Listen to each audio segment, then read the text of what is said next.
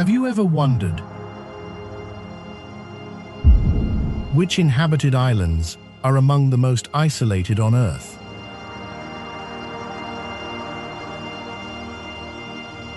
In places where the ocean surrounds every side, how do people truly live? How do they build their homes, earn a living, preserve their culture, and what makes them continue to stay when the rest of the world lies hundreds, even thousands, of kilometers away?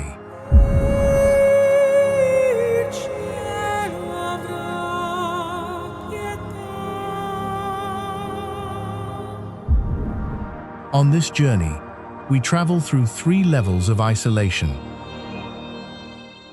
First are the Faroe Islands, an archipelago between Iceland and Norway, where small villages cling to cliffs, where there are more sheep than people, and where Viking memory still lives in the language, traditional clothing, and everyday life. Then comes Socotra, an island of Yemen, where dragon's blood trees rise from a landscape that feels like another planet, and where people still preserve an ancient language and a way of life tied closely to the sea, caves, and nature.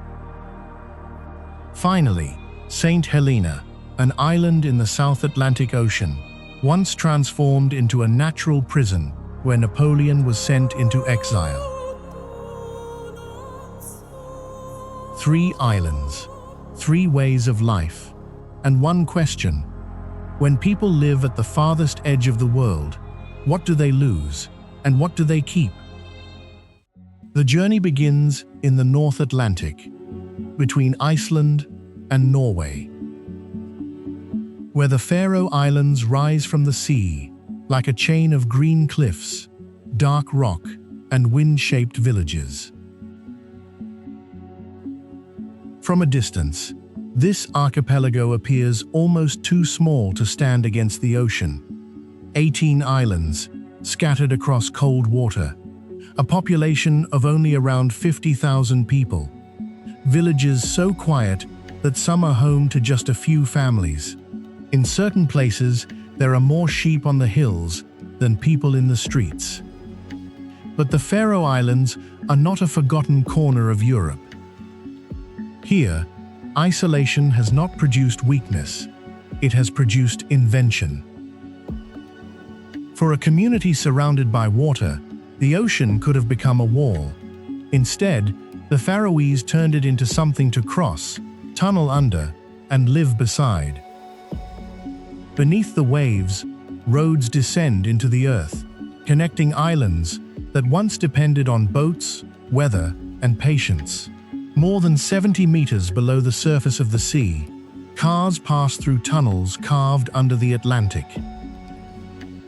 Among these tunnels is one of the most unusual pieces of infrastructure in the world, an undersea roundabout. Hidden beneath the ocean, it does not feel like a symbol of convenience alone. It feels like a statement. Even in a place this small, even in a place this remote, people still deserve connection. Across the islands, tunnels cut through mountains and underwater. The first was built in the 1960s, and over time the network expanded into one of the most remarkable road systems in the North Atlantic.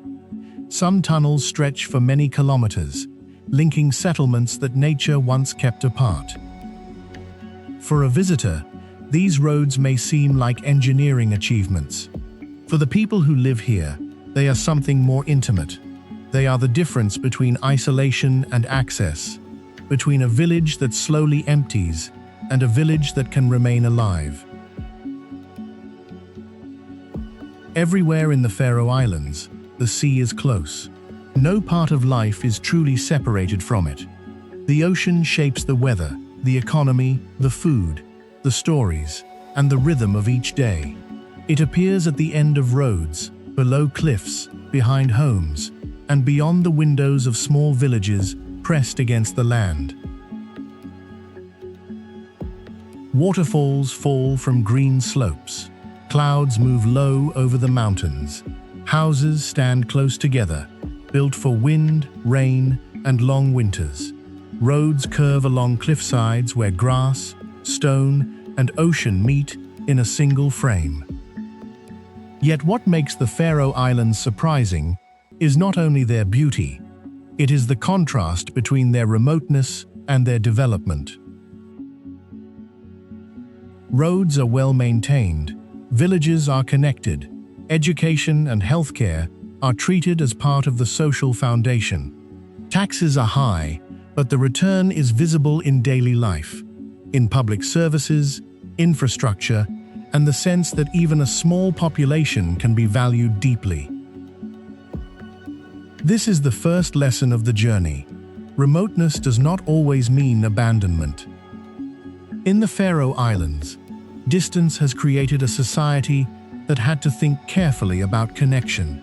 Not connection in the loud, crowded sense of modern cities, but connection between islands, between families, between villages, and between a people and the place they refuse to leave. Behind the cliffs and tunnels of the Faroe Islands is a people who carry their history quietly, not as something distant, but as part of everyday life. Although the islands are connected politically to Denmark, many people here do not describe themselves simply as Danish. They are Faroese, with their own flag, their own language, their own songs, and a strong sense of belonging to these windswept islands. That identity reaches deep into the North Atlantic.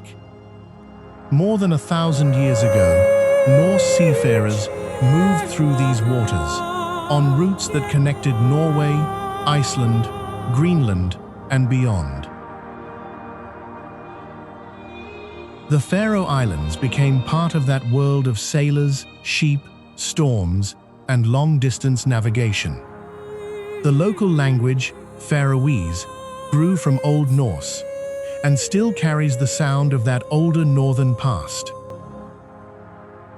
Even the name of the islands points to one of their most visible symbols, sheep. Across the hills, they move through mist and grass as naturally as the wind itself.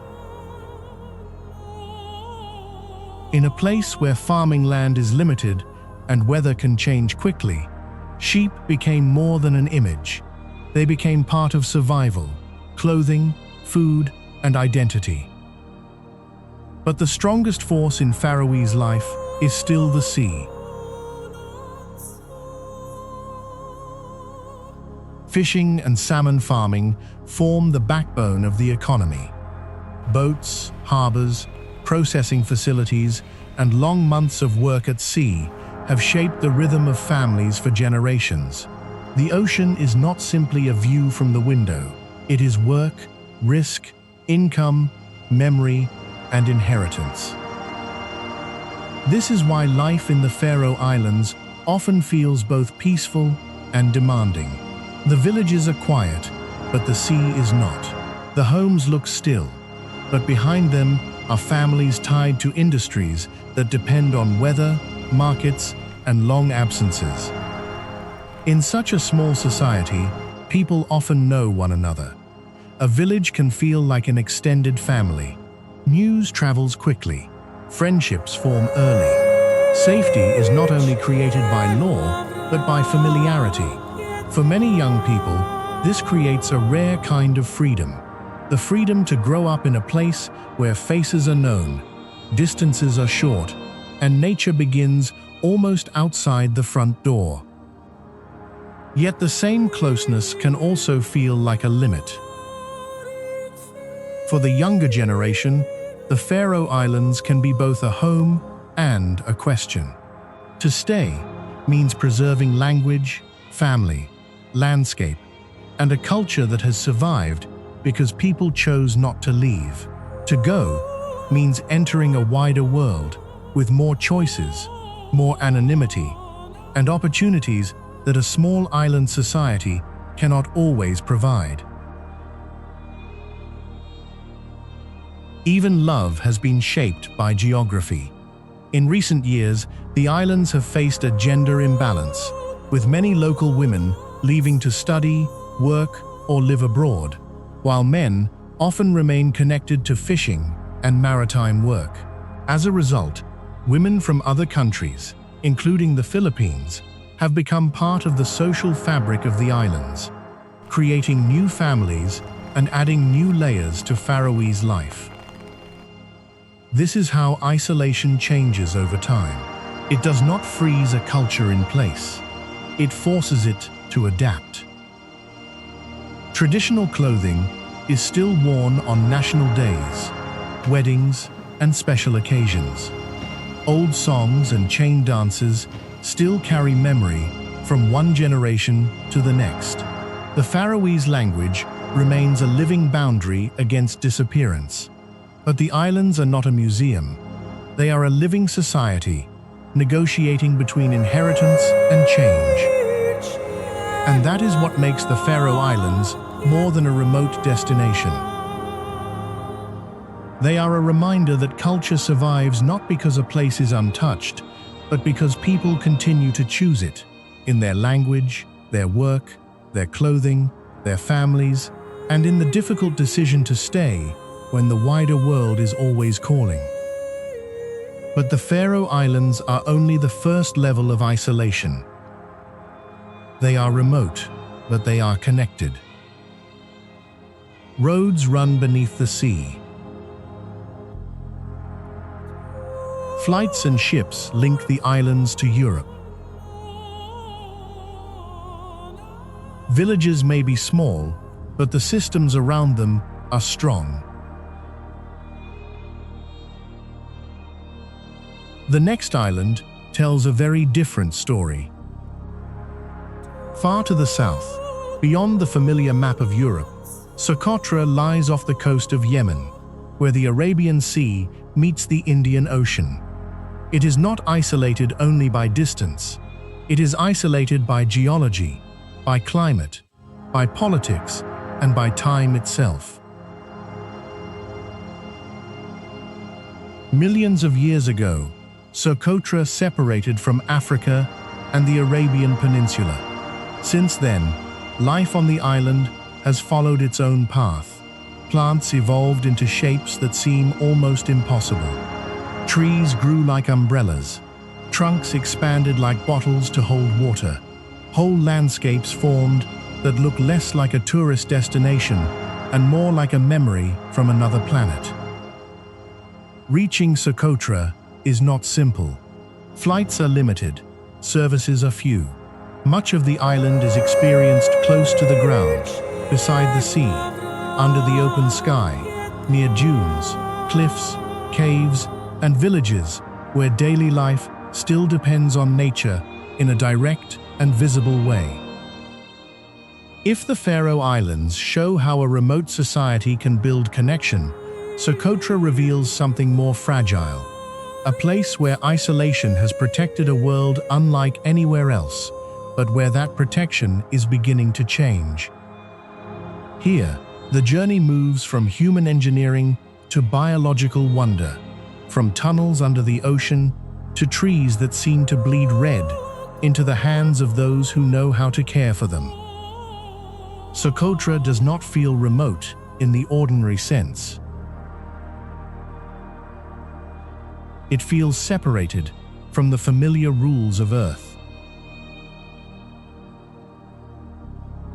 Across the island, the landscape shifts between white dunes, blue water, dry mountains, limestone plateaus, and trees so unusual they seem to belong to an older version of the planet.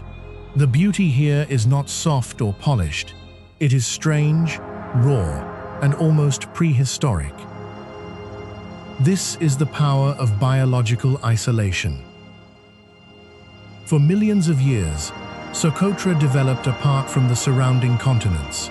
Cut off from Africa and the Arabian Peninsula, it became a refuge for life forms that had nowhere else to go and nowhere else to become. More than a third of its plant species are found only here, making the island one of the most extraordinary natural laboratories on Earth. The most famous symbol of that isolation is the dragon's blood tree. From a distance, it looks like an umbrella opened against the sky. Its branches spread outward in a dense crown, protecting the ground beneath from the harsh sun. But its name comes from something hidden inside. When the bark is cut, a deep red resin appears, like blood released from the tree itself. For centuries, this resin has been valued for medicine, dye, and traditional uses. But beyond its practical value, the tree has become a symbol of Socotra's identity. It represents a world that cannot be copied, moved, or easily replaced.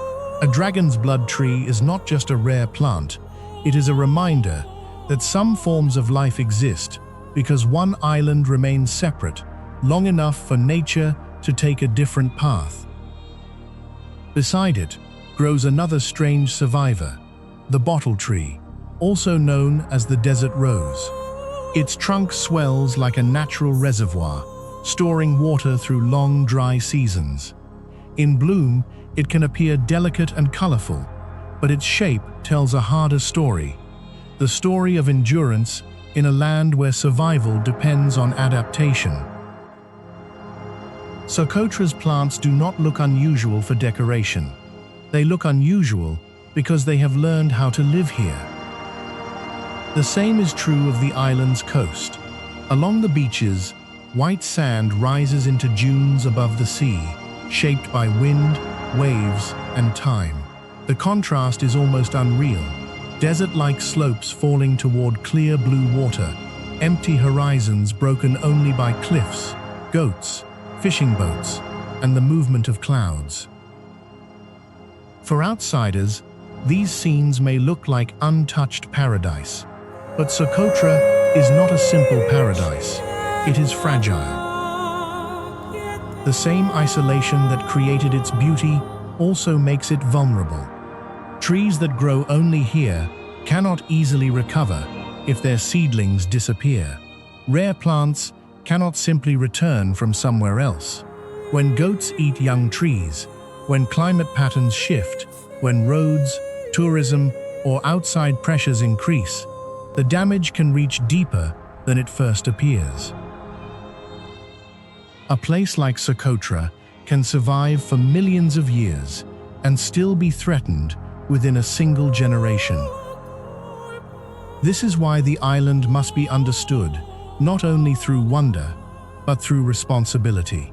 To look at the dragon's blood forests only as scenery is to miss their meaning. They are living archives of climate, geology, medicine, memory, and human dependence. Even the old legends around Socotra reveal how strongly the island has affected imagination.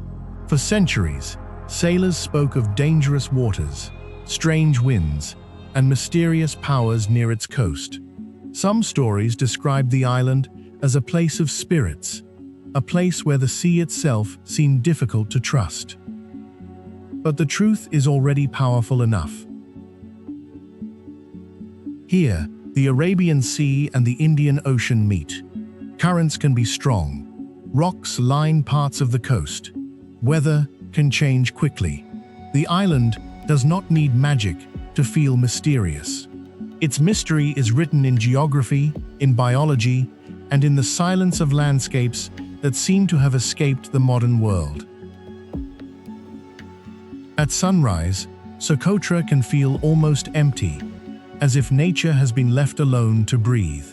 At sunset, the silhouettes of dragon's blood trees stand against the sky, like witnesses from another age.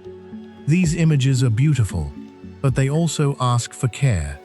Because once a landscape found nowhere else begins to disappear, there is no second version waiting somewhere beyond the sea.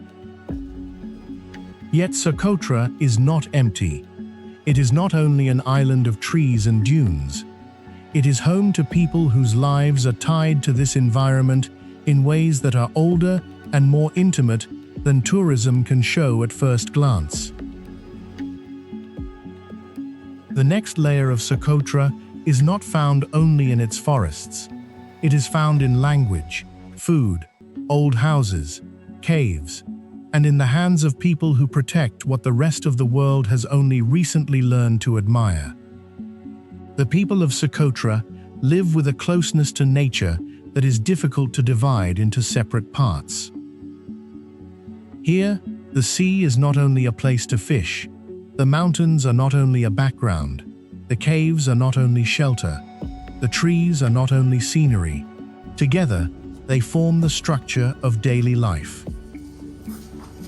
One of the deepest signs of this identity is language.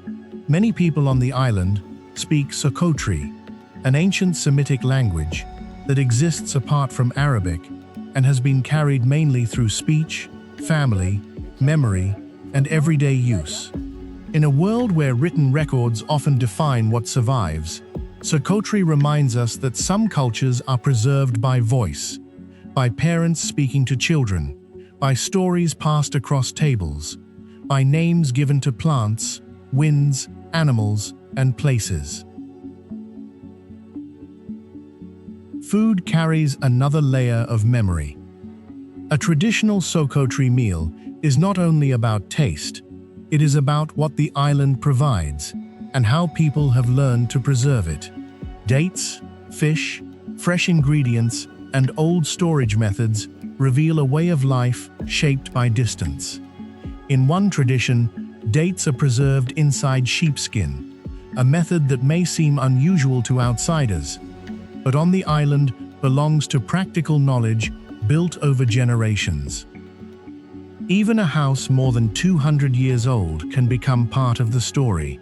Its walls are evidence of families who stayed, adapted, received guests, and passed down customs in a place where isolation made hospitality more important, not less. Among those trying to protect Socotra's living heritage are people who grow and care for the island's rare plants. This kind of preservation does not always begin in large institutions. Sometimes it begins quietly, on a small farm, in a nursery, in the hands of someone who understands that a tree is not only a scientific specimen, but part of home. That truth becomes clearest in the forests of the Dragon's Blood tree.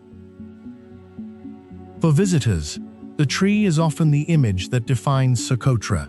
Its umbrella-shaped crown, red resin, and strange silhouette against the sky feel unforgettable. But for people who live near these forests, the tree is not a symbol from a distance. It is income, medicine, shade, memory, and inheritance. A man caring for young dragon's blood trees may not speak in the language of global conservation, but his work carries the same urgency. Every seedling matters, because every seedling is a possible future. When young trees disappear, the forest does not renew itself. When a rare species stops growing, part of the island's identity begins to weaken. This is why the protection of the dragon's blood tree is not only an environmental issue, it is a human issue. To love a tree like a child is a way of explaining dependence. The tree gives resin, it gives meaning. It connects people to ancestors who knew its value long before the outside world came to photograph it. To protect it is to protect a relationship between people and place. But Socotra's human story is not found only in forests. Near the sea, in caves and rocky shelters, another memory remains. Some people still live close to the patterns of an older island life, fishing from lagoons, gathering what the shore provides, lighting fires in stone spaces, and using simple tools shaped by the environment around them. A man who grew up in a cave with his family is not merely a curiosity for travelers. He is a living reminder that modern housing, electricity, and internet are not the only ways people have made homes. For generations, caves offered protection, shade, and closeness to the sea. They belonged to a rhythm in which food came from the water, materials came from the land, and each day was measured by tides, weather, and need.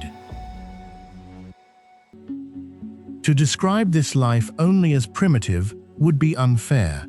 It is better understood as intimate, a way of living in which the distance between the human body and the natural world is very small. And yet, Socotra is changing. The island that once depended on oral language and difficult access is now touched by phones, social media, satellite internet, and growing curiosity from travelers.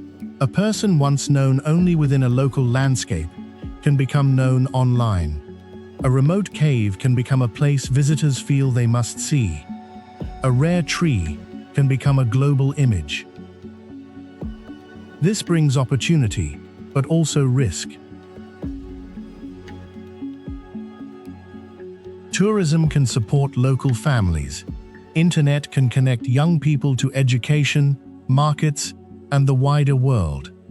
But too much attention can also turn living culture into performance, and fragile places into backdrops. The challenge for Socotra is not whether the outside world will arrive. It already has. The real question is whether the island can meet that world without losing the language, trees, food, homes, and ways of living that made it unique in the first place. In Socotra, isolation has never meant emptiness. It has meant a different kind of fullness. A fullness made of spoken words, red resin, sea wind, old houses, cave fires, and people who still understand that survival depends on knowing the land deeply. And from this island of living memory, the journey continues toward a place where isolation took another form entirely, not as a biological wonder, but as a sentence written by history and enforced by the ocean. The final island lies far out in the South Atlantic, between Africa and South America, where the ocean stretches so widely that land begins to feel almost imaginary. Saint Helena is not isolated in the same way as the Faroe Islands or Socotra. It is not defined by undersea tunnels, nor by forests of impossible trees. Its isolation is historical, political, and psychological. For centuries, this small island was shaped by one overwhelming fact. It was extremely difficult to reach, and even harder to leave.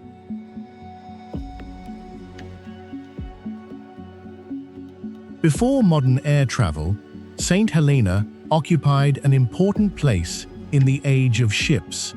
British vessels used it as a stop in the long routes between India and Britain, when the sea was the main road of empire. Supplies, sailors, cargo, and news passed through its harbor before the opening of the Suez Canal changed the map of global movement. But when the great routes shifted, Saint Helena's importance changed. The same distance that once made it useful as a stopover made it useful for something darker. It became a place of exile. Here, no high walls were needed. No deep moat had to be dug around a fortress. The Atlantic had already done the work. Thousands of kilometers of open water surrounded the island in every direction. Ships were rare. Escape was nearly impossible. Saint Helena was not only a remote island, it was a prison made by geography. That is why, in 1815, after Napoleon had shaken Europe and lost his empire, the British sent him here. The decision was not accidental. Saint Helena was chosen because distance itself could become security. To imprison Napoleon on the mainland would have required soldiers, walls, and constant fear of rescue. On this island, the ocean became the guard. The horizon became the boundary. The silence of the South Atlantic became part of the sentence. Even today, the island carries that memory. Saint Helena is a British overseas territory, administered through a governor appointed by Britain. Its population is small, only around 5,000 people.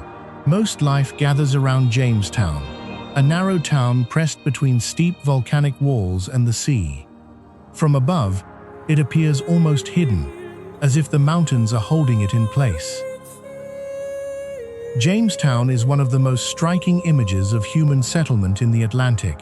Houses and streets sit in a tight valley, with cliffs rising on both sides and the ocean closing the entrance. It is a town shaped by confinement, but also by endurance. People live where flat land is rare, where every road, building, and path must negotiate with rock. For centuries, the only way to reach Saint Helena was by sea.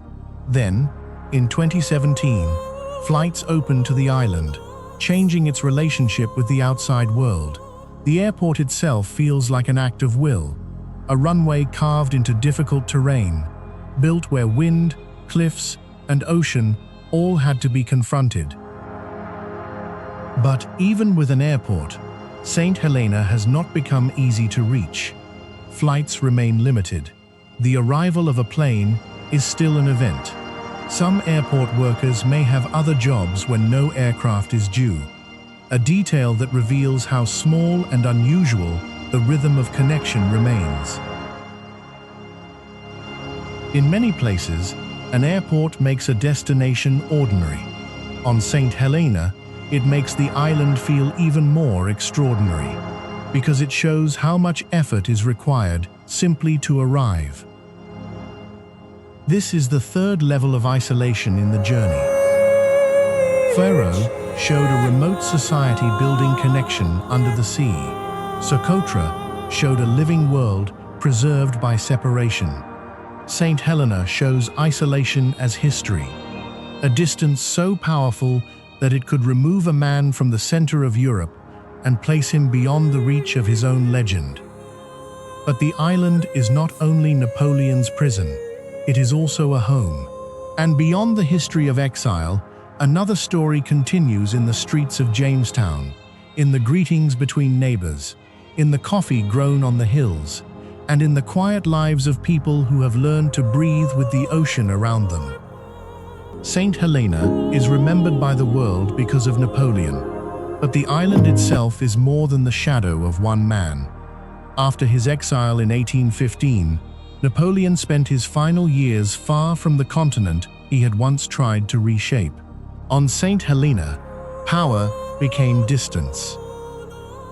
The man who had commanded armies and changed borders was reduced to a life surrounded by cliffs, guards, weather, and the endless Atlantic.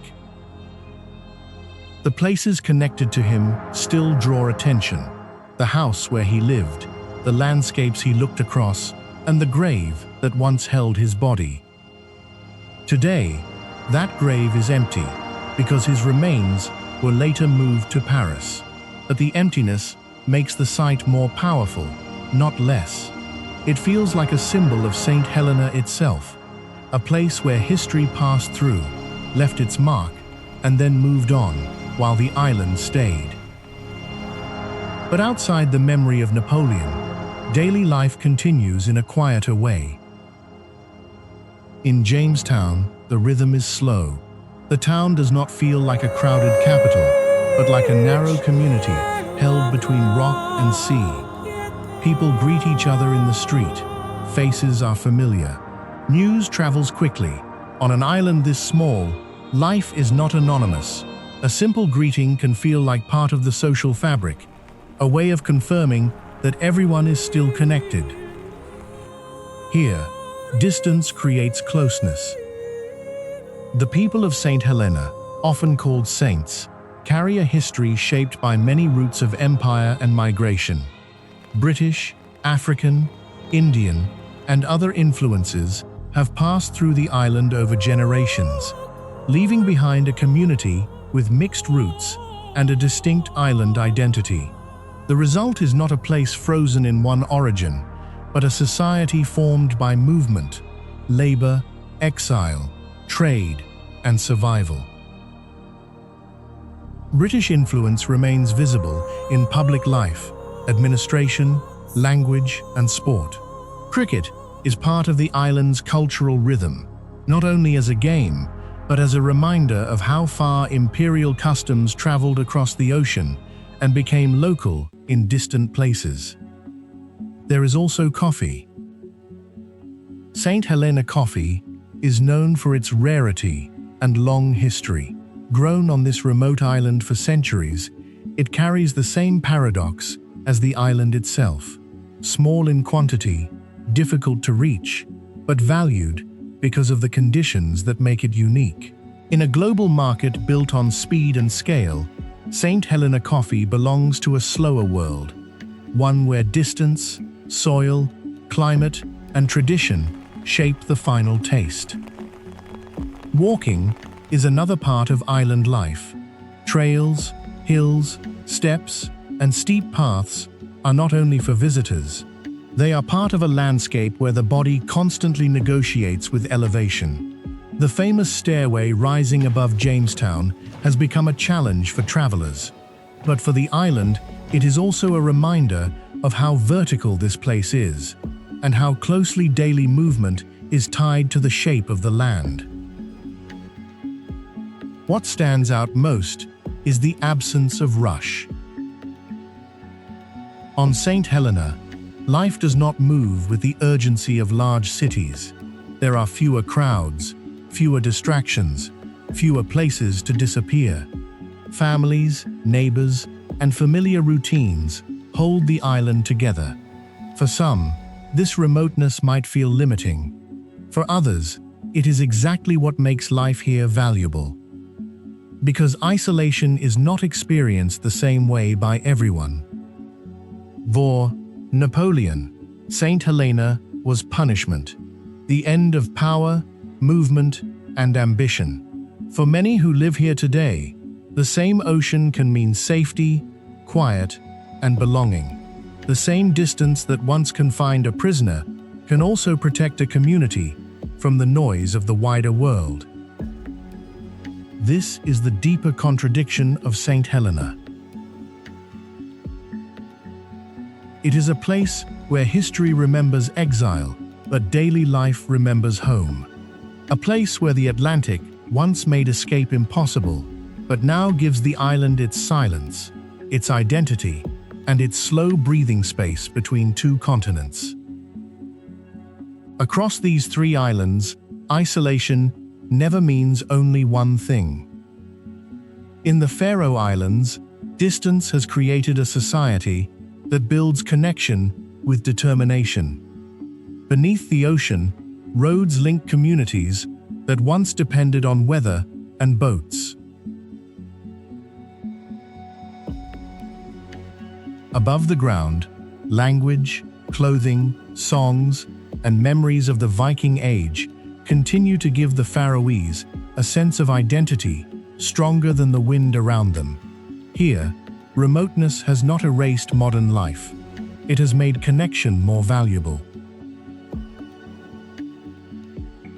On Socotra, isolation has taken another form. It has protected a landscape that looks almost impossible.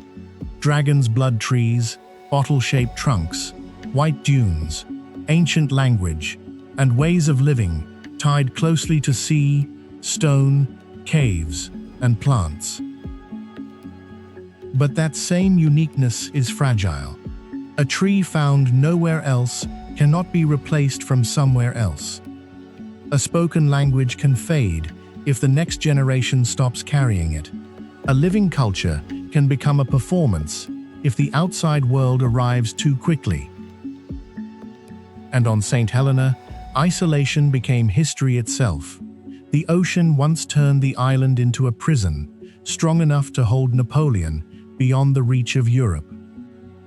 Yet the same sea now surrounds a small community with quiet streets, familiar greetings, cricket, coffee, walking paths, and a slower rhythm of life.